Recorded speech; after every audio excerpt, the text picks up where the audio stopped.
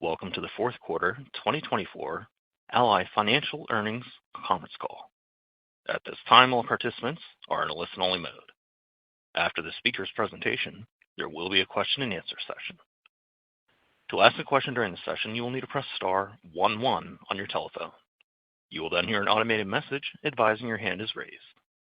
To withdraw your question, please press star 11 again. Please be advised that today's conference is being recorded. I would now like to hand the conference over to your speaker today, Sean Leary, Head of Investor Relations. Please go ahead. Thank you, Daniel. Good morning and welcome to Ally Financial's fourth quarter and full year 2024 earnings call. This morning, our CEO, Michael Rhodes, and our CFO, Russ Hutchinson, will review Ally's results before taking questions. The presentation we'll reference can be found on the Investor Relations section of our website, ally.com. Forward-looking statements and risk factor language governing today's call are on slide 2. GAAP and non-GAAP measures pertaining to our operating performance and capital results are on slides 3 and 4. As a reminder, non-GAAP or core metrics are supplemental to and not a substitute for U.S. GAAP measures. Please note that the company made a change in our accounting methodology for electric vehicle tax credits, as previewed in recent quarters. Figures for 2023 and 2024 are presented under the new deferral method of accounting. For certain metrics, we've shown results under both deferral and the prior flow-through methodology. Definitions and reconciliations can be found in the appendix. And with that, I'll turn the call over to Michael. Thank you, Sean. Good morning, everyone, and thank you for joining the call. Before we begin, I want to take a moment to acknowledge the devastating wildfires in Los Angeles, as our thoughts are with those facing such a tremendous loss. Now, while it's challenging to shift gears from such a heavy topic, let's move forward with our results, starting on page 5. In 2024, Ally delivered adjusted EPS of $2.35, core pre-tax income of $1 billion, and revenues of $8.2 billion. We are pleased with momentum across the businesses entering 2025. After a year in which our financial results were pressured from a combination of volatile interest rates and a consumer burdened by the cumulative effects of inflation. Fourth quarter results were in line with or favorable to the updated guidance we provided in October. The team's collective efforts enable us to reinforce our market-leading positions and strengthen our foundation for the years ahead. As I reflect on my first 8 months as CEO, I'm filled with a profound sense of gratitude and optimism. I remain particularly encouraged by the strength of our core franchises. We're poised to deliver growth and shareholder value through consistent execution in dealer financial services, corporate finance, and deposits. The strength and durability of our competitive advantage of those businesses are enhanced by our brand and culture. The Ally brand has a powerful connection with consumers, anchored in a history of always doing the right thing. For the third year in a row, we were recognized by Fast Company as a brand that matters. We're the only financial services brand to achieve this consecutive distinction, proving again that we have one of the most relevant and differentiated brands in banking. When I started as CEO, one of my first priorities was to keep our people-first culture and do-it-right approach at the heart of everything we do. I believe it's one of the many things that truly sets Ally apart. In 2024, we ranked in the top 10% of companies for employee engagement for the 5th consecutive year, 7 points higher than the financial services benchmark. When employees are all in, our culture thrives and our customers benefit. Our commitment extends beyond customers and into the communities where we live and work. In 2024, we continue to drive economic mobility through financial education, affordable housing, and workforce preparedness. Our Community Reinvestment Act has earned 3 consecutive outstanding ratings, a designation achieved by fewer than 15% of banks. Going forward, we'll continue to lead into our do-it-right approach, investing in our employee and customer experience and making a positive impact in our communities. As many of you may have heard me say before, I spent the first few months in my role listening and learning. I developed a greater appreciation for Ally's legacy during these months. And as we prepared to launch the next chapter of this company's evolution, I believe we are best positioned to deliver compelling returns and grow shareholder value through the power of focus in our core franchises. Continuing to win in dealer financial services, corporate finance, and deposits will be our focus going forward. More on this in a moment. Let's turn to page 6 to talk about the quarter. Since becoming CEO, I've been evaluating all aspects of our business to identify opportunities to be even better. Building on Ally's solid foundation and positioning the company for long-term success is my top priority. To that end, we have taken a number of significant steps this quarter. Now, I recognize there are lots of moving pieces. However, these actions simplify and streamline the company, prioritize our resources towards our core franchises, and improve financial returns and transparency. This morning, we announced that we reached an agreement to sell our credit card business. As I've said before, card is great business, and we have a great team. However, I believe our path to deliver mid-teens returns is through the power of focus. Similarly, we are ceasing new mortgage loan originations on January 31st and expect remaining balances to run off over time. The mortgage portfolio today yields just over 3%.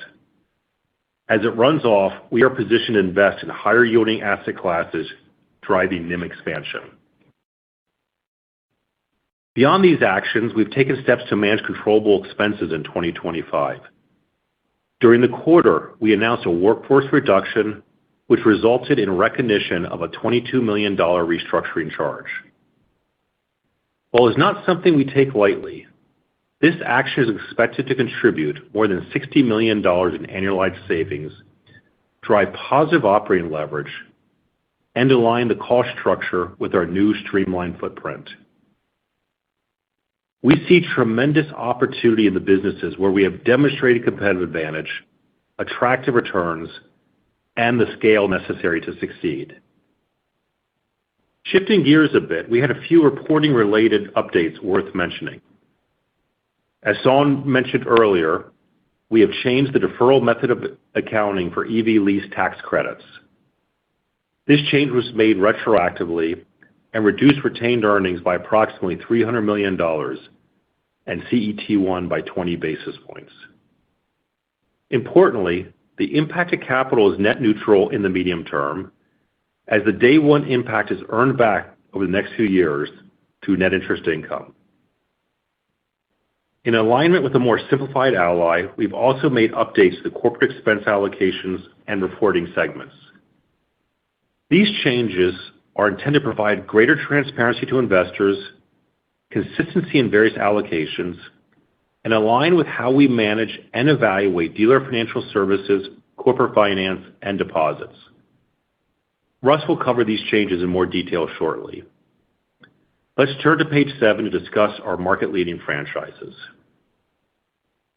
Within auto finance, consumer originations of $39 billion were sourced from a record 14.6 million applications.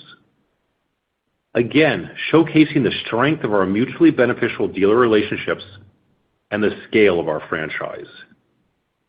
Origination yields of 10.4% were driven by strong application flow that allows dynamic and selective underwriting. 44% of our originations were made up of the highest credit quality tier, positioning us for strong risk-adjusted returns in the years ahead. We remain committed to the success of our more than 20,000 dealers, and I'm encouraged by the trends we're seeing in application flow to further strengthen and grow our position as the leading bank auto finance lender in the country. Insurance written premiums of $1.5 billion were the highest since our IPO, as we benefited from new relationships, growth in inventory exposure, and synergies with our auto finance team. Corporate finance delivered record pre-tax income of more than $400 million and an ROE of 37% with 0 net charge-offs, demonstrating the quality of our loan book. This was a uniquely strong year in the corporate finance business. While we expect some normalization of credit in the near term, I'm quite confident the team will continue to deliver accretive returns while prudently managing risk. Our deposits franchise had another fantastic year. We've continued to invest to deliver best-in-class digital features and products, growing the customer value proposition beyond rate. And we added more than 230,000 new customers and now serve 3.3 million depositors with $143 billion in balances. Deposit balances were up $1 billion year over year, very consistent with our outlook in January, and well aligned with what's needed to support the asset side of our balance sheet. Customer satisfaction of 90% and retention above 95% continue to lead the industry. In 2024, we grew engaged savers, savings customers that leverage multiple core products and features, by nearly 15%. Since 2019, we've increased engaged savers from 300,000 to 1.3 million. Engaged savers now represent nearly 40% of the customer base and are generally less rate sensitive than our other depositors. Our culture of customer obsession has strengthened our deposit franchise, enabled profitable growth in auto, insurance, and the corporate finance business. We are pivoting to a more focused approach that allocates capital to our core businesses where we have competitive advantage. It prioritizes efficiency and expense discipline and prudently manages risk. I am confident that this should translate to mid-teens ROTCE over time. And with that, I'll turn it over to Russ. Thank you, Michael. Good morning, everyone. I'll begin on slide 8. Before I get into the results, I'll expand on changes we've made to expense allocations and reporting segments. As Michael mentioned, these changes are intended to align to how we manage and evaluate our businesses. Our dealer financial services and corporate finance results now reflect 100% of our centralized functional costs. The business lines will no longer be allocated operating costs associated with the deposits platform. This better aligns with our approach to funds transfer pricing, which is primarily market-based and match funds assets at origination. And mortgage finance results for the outstanding portfolio are now reflected in corporate and other. Also, as discussed last quarter, our net interest income and income tax expense now reflect the deferral method of accounting for EV lease tax credits. Now let's review results. In the fourth quarter, net financing revenue excluding OID of $1.5 billion was in line with the prior year and prior quarter. We benefited from continued expansion in retail auto yields, excluding the impact of hedges, and we benefited from the impact of lower deposit pricing, partially offset by lower yield on floating rate exposures quarter over quarter, reflecting the decrease in short-term benchmark rates. Adjusted other revenue of $564 million was up 13% year over year, reflecting broad-based momentum.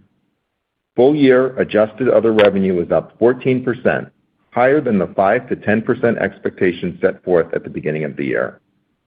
Other revenue streams, including insurance, smart auction, and consumer auto pass-through programs, continue to be a tailwind to fee revenue heading into 2025. Provision expense of $557 million was down year over year, driven by a few factors. 1, 0 net charge-off activity in our commercial portfolios. 2, lower consolidated net charge-offs following the sale of our point-of-sale lending business early in the year. 3, a modest quarter-over-quarter decline in retail auto coverage rate following an increase in the prior quarter. We will discuss retail auto net charge-offs in more detail later. Non-interest expense of $1.4 billion includes 2 one-time items: a partial write-down of goodwill related to the pending sale of the credit card business of $118 million, and a $22 million restructuring charge associated with the reduction in force. The headcount actions position us for $60 million in annualized savings next year.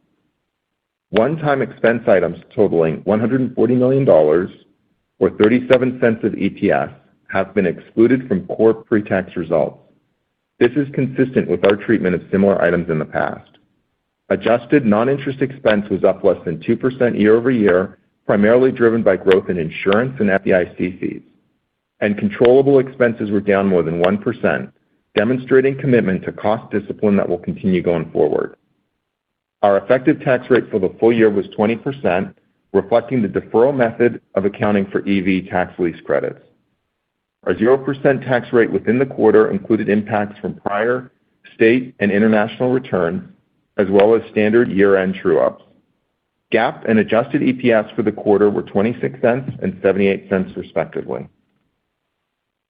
Moving to slide 9, net interest margin, excluding OID, of 3.33% increased 1 basis point from the prior quarter, resulting in full-year NIM of 3.3%. Expansion in retail auto yields, excluding the impact of hedges, and decreasing deposit costs were partially offset by contractual repricing of floating rate exposures and lower lease gains. Cost of funds decreased 17 basis points quarter-over-quarter, driven by a 22 basis point decrease in deposit costs.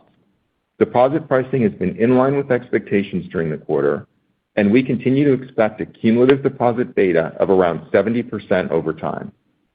We have good momentum on both sides of the Ally balance sheet from the multi-year transformation of both our assets and liabilities. We continue to run off mortgage and securities balances with yields of approximately 3%, replacing them with retail auto and corporate finance loans, both currently yielding over 9%. On the other side of the balance sheet, deposits as a percentage of funding have increased to 90% from 70% in 2019, and the spread between cost of funds and Fed funds has improved significantly. As we've successfully reached core funded status and enhanced the value proposition, we've been able to price our deposits favorably relative to our major competitors. Due to the improvement in spreads for both assets and liabilities, we're well positioned for margin expansion and sustainably higher NIM over the medium term. As Michael mentioned earlier, we have reached an agreement to sell our credit card business. Given the 20% plus yield on that book, a sale of the business impacts our medium-term outlook for margin. However, the benefits from lower credit costs and operating expenses provide a substantial offset to lower margins. Taken together, an exit from the card business does not have a material impact on core pre-tax income. There are many moving pieces that will impact our path to normalized margin, most notably changes in interest rates and market pricing for deposits, but we remain confident in the trajectory. Turning to page 10, CET1 of 9.8% represents over $4 billion of excess capital above our SCB minimum. The sale of Ally Credit Card is expected to add 40 basis points of CET1 at closing and $1 of adjusted tangible book value per share. We intend to redeploy that capital into a combination of growth in our core franchises, potential restructuring of the securities portfolio, and eventually share repurchases. As we mentioned earlier, we booked a $118 million goodwill impairment in 4Q related to the card business. We expect to book approximately $10 to $20 million of additional one-time transaction-related expenses as we progress towards closing. Within the quarter, there were a couple of material moving pieces impacting capital. We issued our second credit-linked note, generating 16 basis points of CET1 at the time of sale. Demand was robust, leading to solid execution and demonstrating market appetite for the loans that we're originating. And adoption of the deferral method of accounting for EV leases temporarily reduced CET1 by 20 basis points. Looking ahead, we'll continue to remain opportunistic with respect to growing capital and thoughtful about how we deploy excess capital over time. In the first quarter of 2025, we expect an approximately 20 basis point impact to CET1 from the final phase-in of CECL. We recently announced our quarterly dividend of 30 cents for the first quarter of 2025, which remains consistent with the prior quarter. Excluding the impacts of AOCI, adjusted tangible book value per share is $47, up more than 2 times from 2014. We remain focused on tangible book value per share growth in the years ahead and driving shareholder value through disciplined capital deployment. Let's turn to slide 11 to review asset quality trends. The consolidated net charge-off rate of 159 basis points was up 9 basis points quarter-over-quarter. We continued to see solid credit performance in our commercial portfolios in the fourth quarter, resulting in 0 net charge-offs in 2024. The year-over-year net charge-off comparison includes $36 million of Ally Lending activity in 4Q 2023. Full-year consolidated NCOs finished within our range of 1.4 to 1.5% provided a year ago, driven by better-than-expected performance in our commercial portfolios. As we continue to be further removed from the unprecedented effects of the pandemic, including historically high inflation, we're seeing improving trends in consumer performance. Retail auto net charge-offs of 234 basis points were up 10 basis points quarter-over-quarter. Typically, we would expect approximately 35 basis points of quarter-over-quarter increase tied to seasonality. Flow loss rates were favorable in the quarter and were well below 2019 levels all year, reflecting a dynamic approach to collection strategy that's been effective at keeping consumers in their vehicles and reducing losses. We also had a strong fourth quarter for recoveries given the strength in used vehicle values relative to our expectations. In the fourth quarter, we outperformed typical seasonality as curtailment actions, auction price stability, and easing inflation pressure increasingly benefited portfolio results. In terms of trends we saw throughout the quarter, we saw stabilization of trends early in the quarter, and we ended with a strong finish in December. We closed the year with historically low flow-to-loss rates and with a stable used vehicle value backdrop that led to results better than expectations heading into December. Credit performance throughout 2024 was choppy. We certainly expect to benefit from portfolio turnover in 2025, but we acknowledge the macro environment remains uncertain. In the bottom right, 30-plus day accruing delinquencies increased 15 basis points quarter-over-quarter and were down 3 basis points year-over-year. Late-stage delinquencies remain a key watch item. Given the increase in non-accrual loans we've been discussing throughout the year, we've enhanced our disclosure this quarter. We continue to show delinquency for the accruing-only population, but have added the corresponding 30-day DQ metric for the total portfolio, which includes both accruing and non-accruing loans. We believe both are helpful to investors, and the total portfolio view aligns with how we manage the business from an operational and loss mitigation perspective. On slide 12, let's discuss the retail auto vintage credit trends. Actual and expected portfolio mix, as well as loss contribution by vintage, are shown on the top half of the page. As we've discussed previously, the 2022 vintage is producing elevated losses relative to expectations at the time of origination across the consumer finance space. Ally's 2022 vintage comprised roughly 40% of portfolio losses in 2024 as the vintage worked through peak loss seasoning. As the portfolio continues to turn over, the 22 vintage will amortize down. That vintage is expected to comprise 10% of our retail auto portfolio by year-end 2025, compared to 20% at year-end 2024. Vintage delinquency trends are on the bottom left. Our 2023 vintage continues to outperform 2022 after equivalent months on book. We remain encouraged by the early trends in the 2024 vintage, which is outperforming the 2023 vintage after 12 months on book. The table on the bottom right highlights improvement in credit profile, which has resulted from the curtailment actions we've taken. We expect these curtailment actions to mitigate losses in future periods and drive strong risk-adjusted returns. Credit trends have improved recently and give us confidence in our path to normalize net charge-offs below 2%. We continue to carry an elevated population of late-stage delinquent accounts, which makes it difficult to provide precise timing and point estimates, but we remain confident that our curtailment actions and a constructive macro position us for lower losses over time. Moving to slide 13, consolidated coverage increased 4 basis points and retail auto coverage decreased 2 basis points.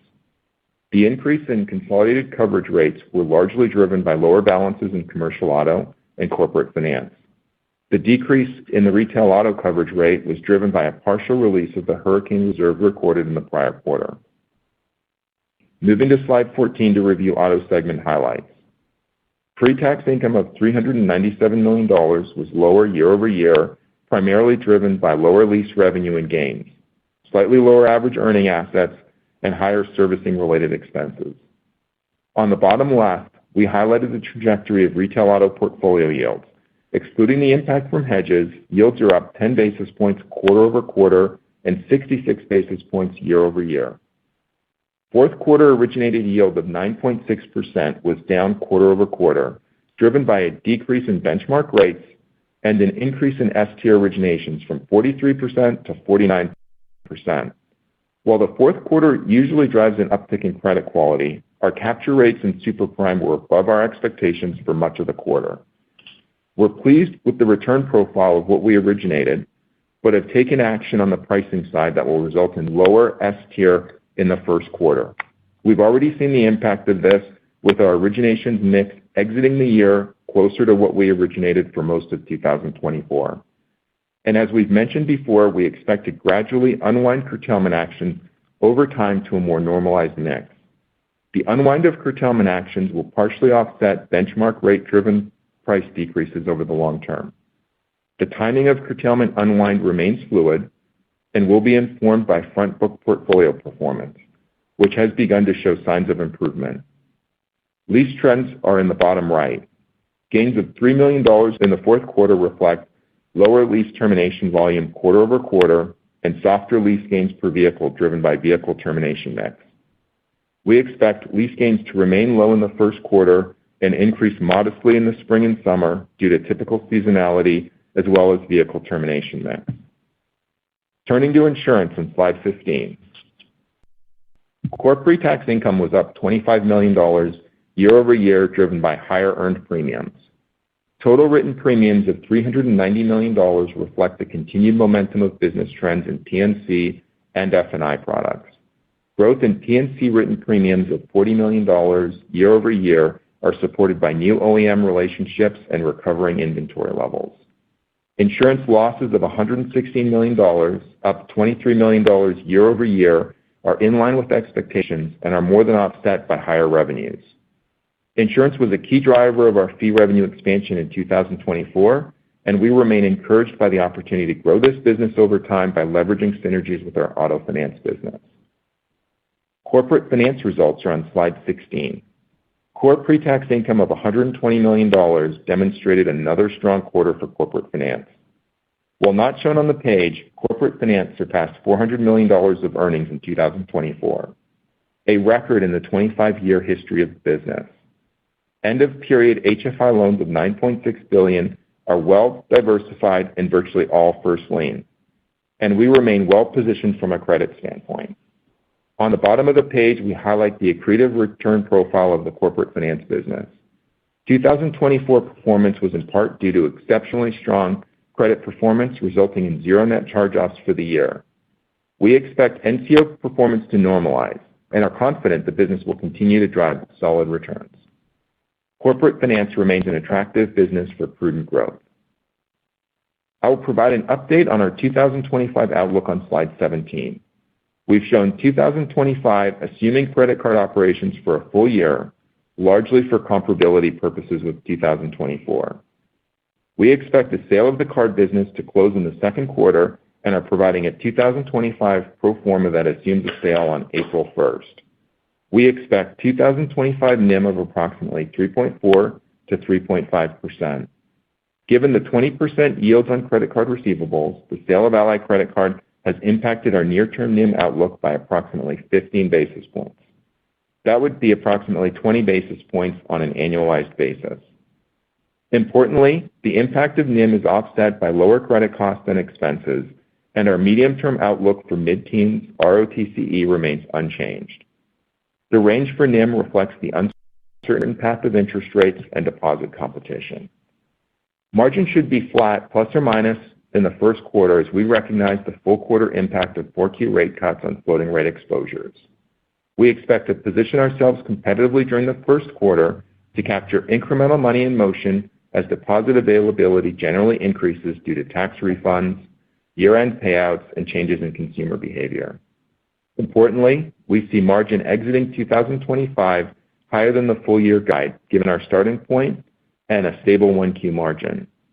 We expect continued momentum in insurance, smart auction, and auto pass-through programs to increase other revenue.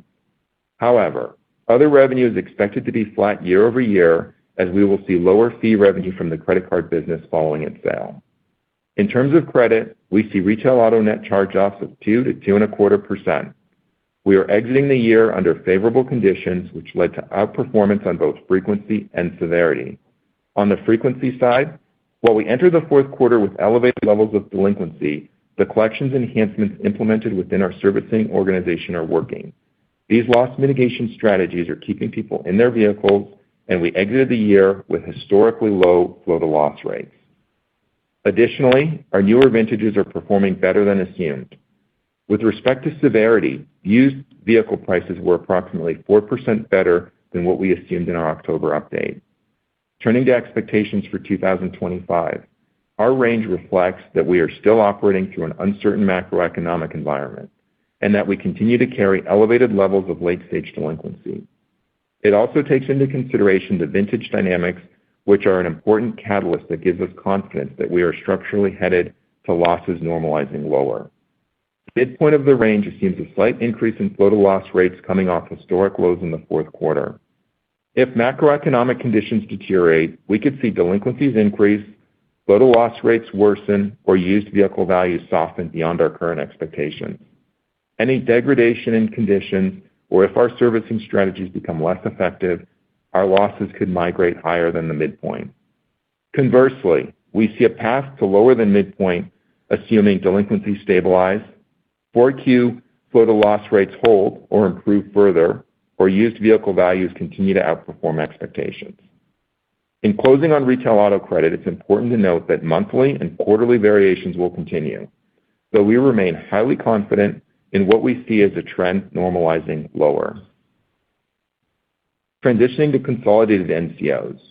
Despite the pressure we saw in retail auto last year, our consolidated loss rate of 1.48% in 2024 was in line with the original guidance we provided last January, as we saw uniquely strong performance across the entire commercial loan portfolio. While we feel great about the state of those portfolios, our full-year guidance does assume a return to more normalized losses. We see expense growth flat in 2025, including the impact of exiting the credit card business. Increases in areas directly contributing to revenue generation and managing losses are offset by expense savings from the sale of the credit card business and headcount actions that we mentioned earlier. As you all know, the first quarter always has seasonal compensation items, so we expect linked quarter expenses to be up 6 to 7%, which would put them in line with prior year. Our outlook for revenue expansion and tightly managed expenses positions us for positive operating level in 2025 and over the medium term. Earning assets are expected to be flat on average year-over-year. Importantly, the favorable asset mix shift underpinning relatively flat earning assets will be a tailwind to margin in 2025 and the medium term. Given the accounting change to deferral method, we're estimating a normalized tax rate of 22 to 23%. I've mentioned a few things related to first quarter, including relatively stable NIM, seasonal compensation items, and of course, 2 fewer days in the quarter. We feel good about our earnings trajectory heading into 2026. Before I turn it over to Michael, I want to reiterate my confidence in our mid-teens ROE outlook. Our path to mid-teens returns is predicated on 3 primary drivers that remain unchanged. First, margin expansion. As we've covered, we're well-positioned in various interest rate scenarios driven by underlying business trends in auto, corporate finance, and deposits. Second, normalization of retail auto NCOs to below 2%, which implies a consolidated net loss rate of approximately 1.3%, which is about 15 basis points lower than it would be with card. The trends we saw in the fourth quarter, driven by our actions to curtail risk, further increases my confidence in losses improving over time. Finally, our commitment to disciplined resource allocation in terms of expenses and capital, which is firm. The exact timing of when we achieve our return targets will be driven by a number of factors. However, we remain confident in our ability to execute against our plan and drive long-term shareholder value. And with that, I'll turn it back to Michael. Well, thank you, Russ. Before we wrap up, I believe it's important to highlight the progress we've made as a publicly traded company. Last month, we celebrated the 10-year anniversary of our IPO at the New York Stock Exchange, where our team had the pleasure of ringing the opening bell. It gave me the opportunity to reflect on our legacy and how far we've come as an organization. Our do-it-right culture spans all layers of the organization and serves as the foundation of our success. We've built a valuable, nationally recognized brand centered on being a relentless ally for our customers. And over the years, we've transformed both sides of the balance sheet to make us a structurally more profitable company. Since we launched Ally Bank 15 years ago, we've grown to be the largest all-digital U.S. direct bank, serving more than 3 million customers and over $140 billion of retail deposits. We are at the forefront of the shift in consumer preferences towards the digital banking, and we firmly establish a reputation as a leading innovative digital bank that offers compelling rates, best-in-class digital experiences, and exceptional service. The Dealer Financial Services business has transformed from a captive auto finance company to a leading full-service independent auto lender, offering a wide range of products and services to more than 20,000 dealers. We've established ourselves as a full-spectrum franchise with superior scale, technology, and deeply entrenched relationships with dealers across nearly all OEMs, while continuing to partner with those who are driving the evolution of the auto industry. Corporate Finance has a 25-year proven track record, has navigated multiple business and credit cycles. As we look ahead, I remain incredibly excited about the future of Ally. We are pursuing a more focused approach in our core businesses, where we have demonstrated competitive advantages: Dealer Financial Services, Corporate Finance, and deposits. We are pivoting to increased focus on a few core businesses that have durable and diversified revenue streams, attractive returns, and relevant scale. Dealer Financial Services, insurance, Smart Auction, and our consumer auto pass-through programs have been increasing fee revenue, which now exceeds $2 billion per year, up more than 50% since 2014. Corporate Finance's held-for-investment portfolio has grown to $10 billion, from roughly $5 billion in 2019. I believe the power of focus in our core business will increase efficiency, reduce complexity and risk, and align our resources to the opportunities that drive the most value for our stakeholders. As we launch the next chapter of Ally's evolution, we will ensure our culture remains aligned with a relentless focus on customers, communities, employees, and shareholders. We will strive to be one of the most relevant and creatively disruptive brands in banking. We will invest in technology that powers dealer and customer-centric products and services.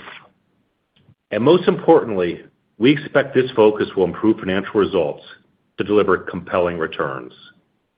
And with that, I'll turn it over to Sean for Q&A. Thank you, Michael. As we head into Q&A, we do ask that participants limit yourself to one question and one follow-up. Daniel, please begin the Q&A.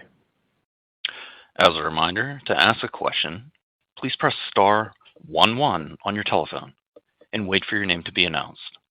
To withdraw your question, please press star 11 again. Please stand by while we compile the Q&A roster.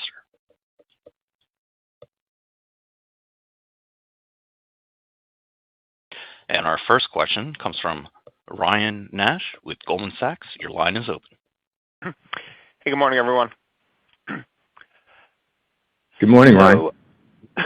So, Russ, maybe to start on credit, you highlighted the better-than-expected performance in the fourth quarter due to a handful of items like recoveries, flow to loss. And if I think about the fourth quarter loss rate, it feels like you're at or slightly below a 2% seasonally adjusted loss rate.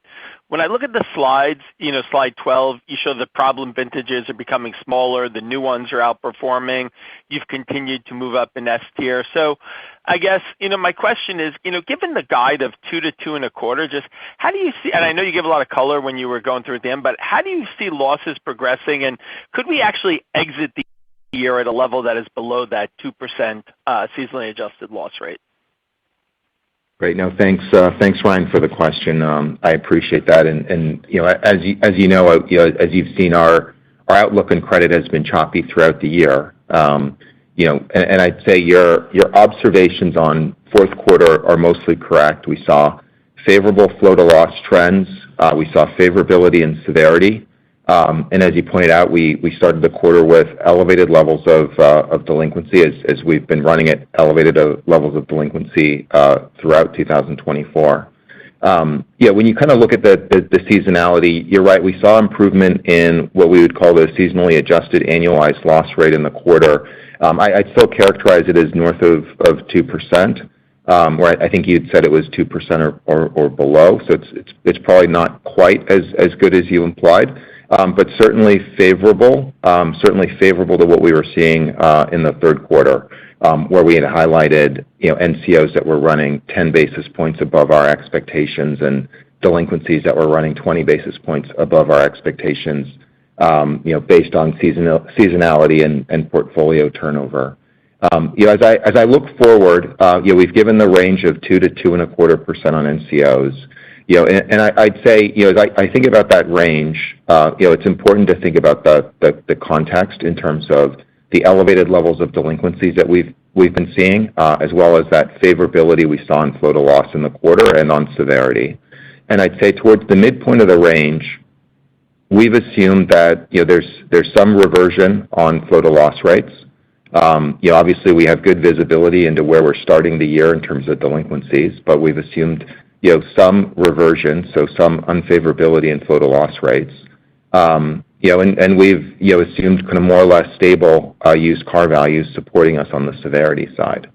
Now, as you think about the range either up or down, and maybe I'll start with some of the things that could affect us unfavorably on the downside. So, to the extent that flow to loss rates revert, for example, in the context of a macro that weakens, or to the extent that our collections methods become less effective, or in an environment where used car prices deteriorate, you could see either of those things kind of pushing us towards the high end. On the other hand, if we continue to see flow to loss rates like we saw in December, or potentially even they continue their current path of improvement, and used car prices remain constructive, in the context of a favorable macro, that could drive us towards the low end of the range that we've provided. Got it. And then maybe as my follow-up, a two-part question. Post the sale of the card business, I think you highlighted 40 basis points of capital, and even with CECL Day 1, it should put you above 10%. And I know in your remarks, Russ, you talked about a handful of potential uses, growth, and then you talked about a potential securities restructuring. So my first question, can you maybe just give more color in terms of like what the size and parameters of a restructuring could be? And then post the sale of the card, Russ, you talked about being positioned for sustainably higher NIM. Do you still believe Ally is a 4% NIM company? And, what are the drivers to getting there? And if not, what do you think the more normal NIM of the company is? Thank you. Great. Thanks, Ryan. Maybe I'll start on capital. As we said before, our management target is a 9% CET1. There's some uncertainty around the regulatory environment, particularly around AOCI and how that's going to be treated going forward.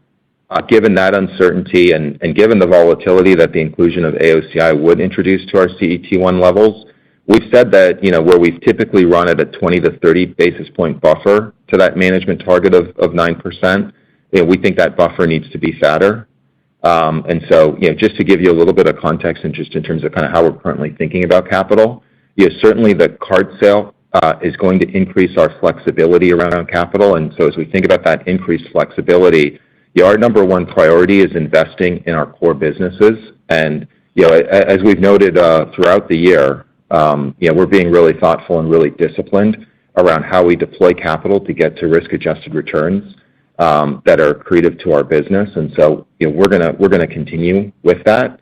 Now, aside from investing in the core businesses, we've talked about the possibility of some restructuring the securities portfolio, and eventually capital return through share repurchases. As you know, Ally historically has used share repurchases as a way of returning capital, and we look forward to getting back to that.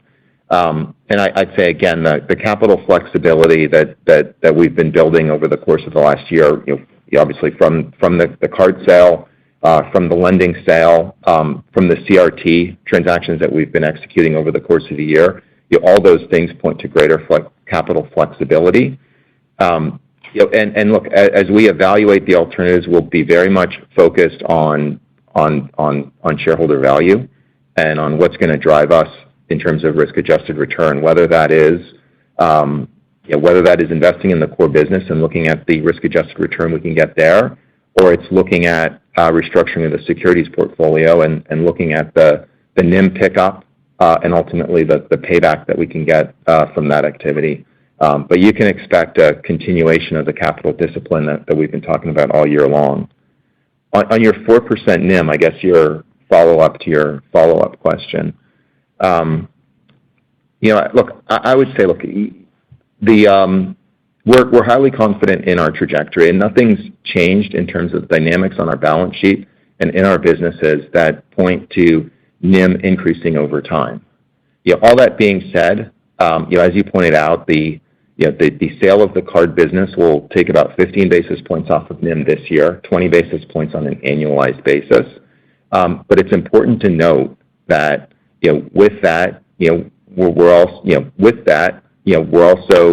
also shedding expenses, and then our credit costs also come down. And so the net impact of credit card is a push from an earnings perspective. And so when you think about that, we talked about that 4% NIM, 2% loss rate on retail auto, continued discipline around expenses and capital. In order to support a mid-teens ROTCE, I would say the 4% NIM is no longer required to support that mid-teens ROTCE. It's somewhere in the high threes, and so we're no longer banking on getting to that 4% NIM.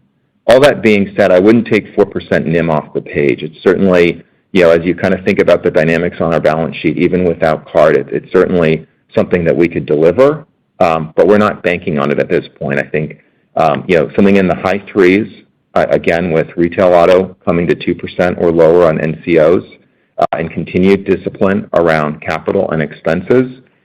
We think those things are adequate to support our mid-teens ROTCE aspirations going forward. I'm at a follow-up, so thank you, Russ. Thank you. Our next question comes from Sanjay Sakhrani with KBW. Your line is open. Thank you. Good morning. I heard, Russ, you talked about some of the movements in the originated yield this quarter and expecting to reprice higher. I'm just curious, how much of this is just sort of the selection of consumers you're getting versus competition? I know like Capital One is coming back into the market. Some other banks have talked about it. Maybe you can just talk about the competitive dynamics. Yeah, sure. There was about a 90 basis point drop in originated yield going from 3Q to 4Q. And I'd say, a chunk of that was benchmark rates, and then a big chunk of that was actually mix. So you saw our S tier go from 43% to 49%. And it's typical in the fourth quarter that we pick up more of the S tier. It's just a seasonal trend that we see each year. But obviously, we picked up a lot more than when we anticipated, and I would characterize that as we just got more volume that we closed in that S tier than we anticipated. And we mentioned earlier that we made changes around our pricing late in the quarter, and so we think we've got that managed, and we expect our mix to kind of return to more like what we saw over the full year 2024. But that was that mix impact was certainly a factor. But importantly, if you look at how we price across the tiers, so comparing pricing on a more of a like-for-like basis, I'd say we're pretty pleased with our asset betas over the course of the quarter. And in fact, they're probably running favorable, quite frankly, to our original expectations. And you're not seeing anything. Yeah, go ahead. Sorry, Michael. Go ahead. Oh, sorry, Sanjay. I was just going to offer. I agree with everything obviously Russ said, and then just from a competitive perspective, it was an interesting dynamic between the third and the fourth quarters. Because in the third quarter, we actually saw that our origination volume probably was a little softer than would have expected. In the fourth quarter, we actually did quite well. I'd actually say that we were pretty consistent in terms of our market approach during those 2 quarters, and the market just, I think rewarded us nicely in the fourth quarter. One other dynamic that you have to kind of think about is the most recent data on new car sales has been pretty strong, and so you have that dynamic working in our favor as well. Got it. And then just a follow-up question to the previous line of questioning. In terms of all these different moves that you made, I know you kind of reiterated the mid-teens ROTCE target, but as far as like timing, be conservative with respect to the macro going forward too. I wonder why not keep the pedal down on the S tier volume. Thanks. Great. Thanks, Robert. Great question. And maybe just as we think about curtailment and also drawing back to Sanjay's question around originated yield, it is our expectation that as we see the impact of benchmark rates, the unwind curtailment will be an offset to that. And so as we think about originated yield on the forward, we're confident we can keep originating at yields that are in the high 9s, touching 10%. That's certainly our expectation for the near term. As we think about curtailment and the timing of that, as you can imagine, our process around credit is not a kind of one and done process. It is something that we're looking at continuously, and so we're constantly looking at our book and evaluating credit performance relative to our expectations, and we do that at a pretty granular level. Curtailment isn't something that I think we're going to kind of point to a specific point in time. It's going to come as we continue to see improved performance in our front books, and it's not going to come in kind of one flash. It's going to come in stages as we make tweaks to our underwriting at the micro segment level. You'll see it as you see the distribution of S tier versus other tiers change over time. But I just want to point out it's not a one and done process in terms of how we look at credit. It's continuous, and it's a constant tweaking of our approach to underwriting, to our approach just around how we process applications, whether we auto approve or revert to manual underwriting. There are a lot of factors that kind of go into that. But again, you'll see that over time as you see that S tier mix normalize from current levels. Okay, thanks. And then we know that the EV lease accounting change benefits the NIM. I was wondering if there was any way you could give some more context to that. Could you comment on what the 2025 NIM guide would have been had you not made the accounting change? Yeah, it's a challenging question because if I sat here when I sat here a year ago, obviously we didn't have a tremendous amount of visibility into how much of the EV lease volume we would do. Right, we entered into this agreement with an OEM in March, and that's been a significant driver of the amount of volume that we've done over the course of the year. And I would say. I think that the benefit of the deferral method of lease accounting is it very much makes the accounting look more like the economics and look at how we look at it from a business perspective, that is to say to make us indifferent between an EV lease versus an internal combustion engine lease in terms of the economics and how it presents on our balance sheet. And so it's hard to answer that question because it's not how we look at the business. The way we look at the business is more consistent with this deferral method of accounting, and more consistent with kind of the expression of it. And quite frankly, from your perspective, it shouldn't matter. Those are just timing differences. And I think investors should appreciate the transparency and the clarity that the deferral method provides versus versus some of that lumpiness that we saw with the flow-through method.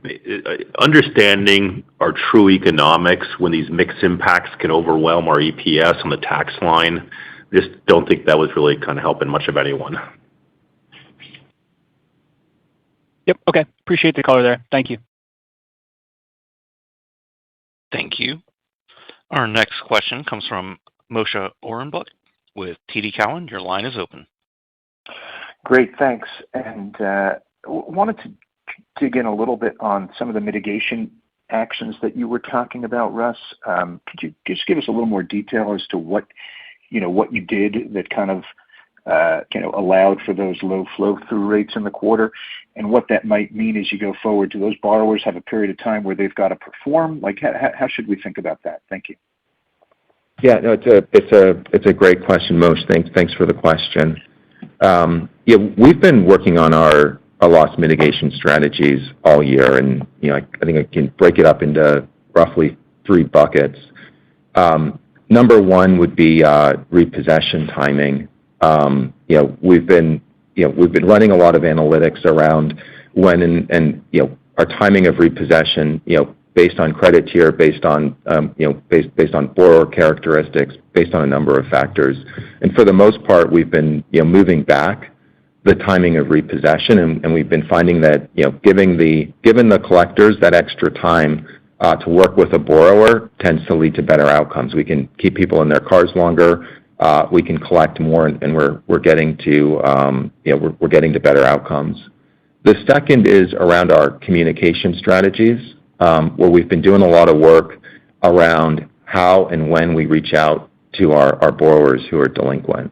Probably the biggest change is just more use of whatever resonates with them in terms of the medium of communication, whether it's a text message, an email, or a phone call.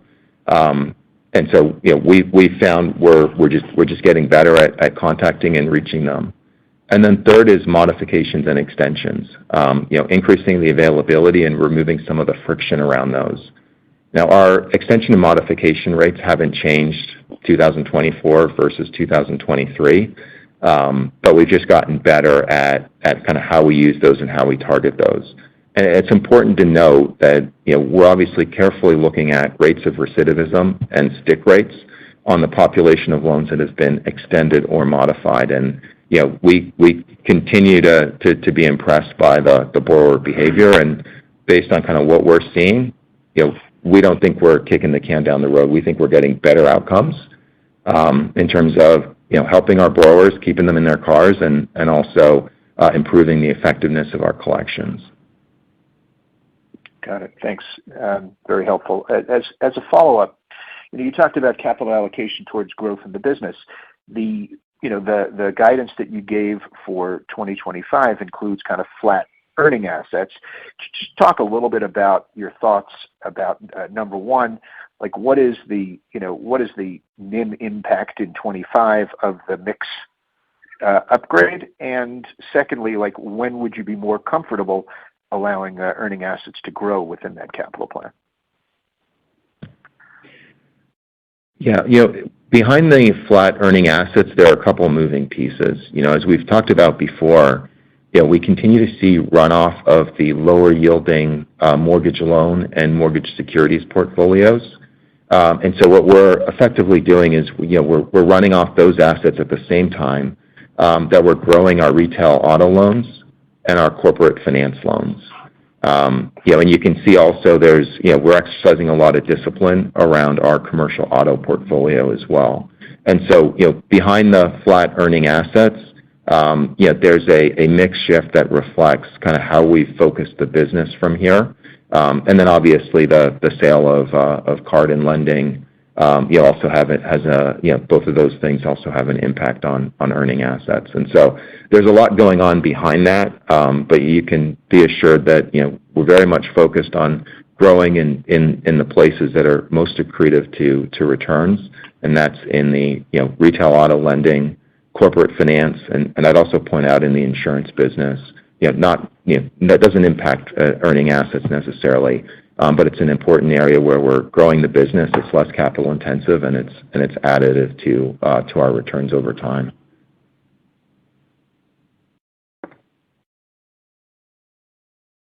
And